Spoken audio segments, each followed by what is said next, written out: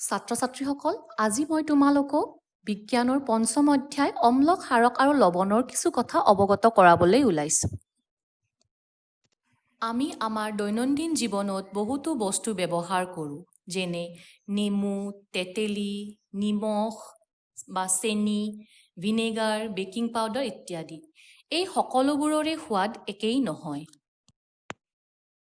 কিছুমানৰ সোৱাদ টেঙা, কিছুমানৰ তিতা, কিছুমানৰ মিঠা আৰু কিছুমানৰ সোৱাদ নিমখীয়া। আহাচোন, এতিয়া আমি অম্লৰ বিষয়ে অলপ জানি লওঁ।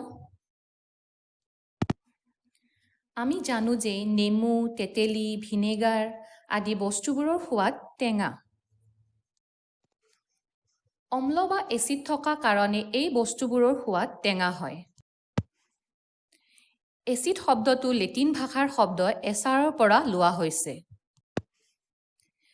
আহাচোন, আমি এতিয়া ক্ষাৰকৰ বিষয়ে অকণমান জানি লওঁ।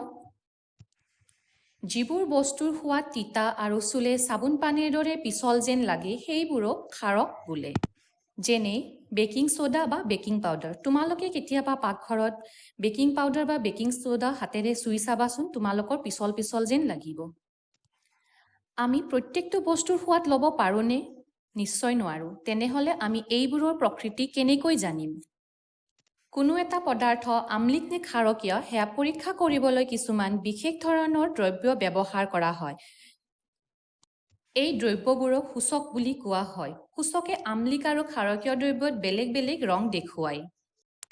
প্ৰাকৃতিক সূচক। কিছুমান প্ৰাকৃতিক সূচকৰ নাম হ'ল লিটমাছ, হালধি, জবা ফুল ইত্যাদি।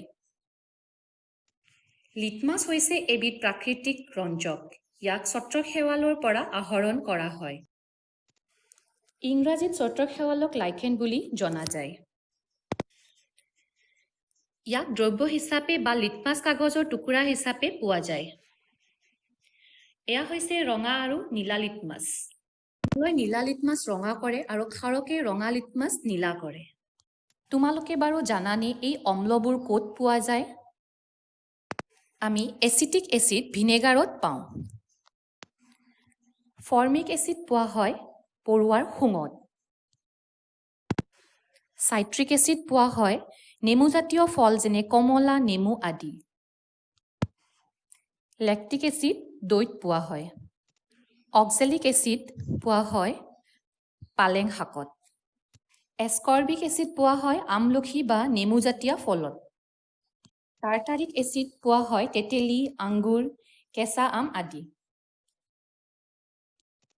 আহাচোন, আমি এতিয়া কিছুমান ক্ষাৰকীয় বস্তু কি কি সামগ্ৰীত পোৱা যায় চাওঁ। কেলছিয়াম হাইড্ৰক্সাইড পোৱা হয় চূণ পানীত। এমনিয়াম হাইড্ৰক্সাইড পোৱা হয় খিৰিকী পৰিষ্কাৰ কৰা সামগ্ৰীত। ছ'ডিয়াম হাইড্ৰক্সাইড বা পটেছিয়াম হাইড্ৰক্সাইড পোৱা হয় চাবোনত। মেগনেছিয়াম হাইড্ৰক্সাইড পোৱা হয় মেগনেছিয়াম দুগ্ধ যেনে অম্লনাশক দৰৱত। হালধি হৈছে এবিধ অন্য সূচক। হালধিয়ে আম্লিক দ্ৰব্যৰ ৰং সলনি নকৰে, কিন্তু ক্ষাৰকীয় দ্ৰব্যক ৰঙা ৰঙলৈ পৰিৱৰ্তন কৰে। অন্য এবিধ সূচক হৈছে জবা ফুল। জবা ফুলৰ সূচকে আম্লিক দ্ৰৱক ডাঠ গুলপীয়া বৰণলৈ আৰু ক্ষাৰকীয় দ্ৰৱক সেউজীয়া বৰণলৈ পৰিৱৰ্তন কৰে। আহাচোন, আমি এতিয়া কৃত্ৰিম সূচকৰ বিষয়ে অকণমান জানি লওঁ। ফেনেলফথলিন হৈছে এবিধ বৰণহীন কৃত্ৰিম সূচক। ক্ষাৰকীয় দ্ৰৱত ইয়াৰ বৰণ গুলপীয়া হয় আৰু আম্লিক দ্ৰৱত বৰণহীন হৈয়ে থাকে। প্ৰশম দ্ৰব্য। যি দ্ৰব্যই নীলা বা ৰঙা লিটমাছৰ ৰং সলনি নকৰে তাক প্ৰশম দ্ৰব্য বোলে। এই দ্ৰব্যবিলাক আম্লিকো নহয়, ক্ষাৰকীয়ও নহয়। এটা অম্ল আৰু এটা ক্ষাৰকে পৰস্পৰক প্ৰশমিত কৰে আৰু এটা লৱণ উৎপন্ন কৰে। লৱণ এটা আম্লিক, ক্ষাৰকীয় বা প্ৰশম হ'ব পাৰে। অম্ল আৰু ক্ষাৰকৰ মাজত হোৱা বিক্ৰিয়াক প্ৰশমন বোলে। এই প্ৰক্ৰিয়াত পানী আৰু লৱণ উৎপন্ন হোৱাৰ লগতে তাপো উৎপন্ন হয়। আমি যদি অম্লৰ লগত ক্ষাৰক যোগ দিওঁ, আমি পাম লৱণ আৰু পানী, লগতে তাপ উৎপন্ন হ'ব। উদাহৰণস্বৰূপে, হাইড্ৰক্লৰিক এচিডৰ লগত ছ'ডিয়াম হাইড্ৰক্সাইড মিহলালে আমি ছ'ডিয়াম ক্লৰাইড আৰু পানী পাম। আহাচোন, আমি এতিয়া দৈনন্দিন জীৱনত ঘটা কিছুমান প্ৰশমন বিক্ৰিয়াৰ উদাহৰণ চাওঁ। বদহজম। তোমালোকে দ্বিতীয় পাঠত পঢ়ি আহিছা যে আমাৰ পাকস্থলীত হাইড্ৰক্লৰিক এচিড থাকে। ই খাদ্য হজম কৰাত সহায় কৰে, কিন্তু আমাৰ পাকস্থলীত অম্লৰ পৰিমাণ বেছি হ'লে বদহজম হয় আৰু আমি অম্লনাশক দৰৱ যেনে মেগনেছিয়া দুগ্ধ খাওঁ। ই অতিৰিক্ত অম্লৰ প্ৰভাৱ নাইকিয়া কৰে। আমাৰ দ্বিতীয় উদাহৰণটো হৈছে পৰুৱাৰ কামোৰ। ছাত্ৰ ছাত্ৰীসকল, তোমালোকক নিশ্চয় কেতিয়াবা পৰুৱাই কামুৰি পাইছে। পৰুৱাৰ শুঙত ফৰ্মিক এচিড থাকে, সেয়েহে আমি পৰুৱাই কামুৰিলে বেকিং ছ'ডা বা চূণ লগাই এচিডৰ প্ৰভাৱ প্ৰশমিত কৰিব পাৰোঁ। আমাৰ দৈনন্দিন জীৱনত ঘটা প্ৰশমনৰ তৃতীয় উদাহৰণটো দিয়া হৈছে মাটিৰ উপচাৰ। মাটি বেছি আমলিক বা ক্ষাৰকীয় হ'লে উদ্ভিদৰ বৃদ্ধি বা খেতি ভাল নহয়। সেয়েহে মাটি আমলিক হ'লে পোৰা চূণ আৰু মাটি ক্ষাৰকীয় হ'লে জৈৱ পদাৰ্থ ব্যৱহাৰ কৰি মাটিৰ গুণ প্ৰশমিত কৰা হয়।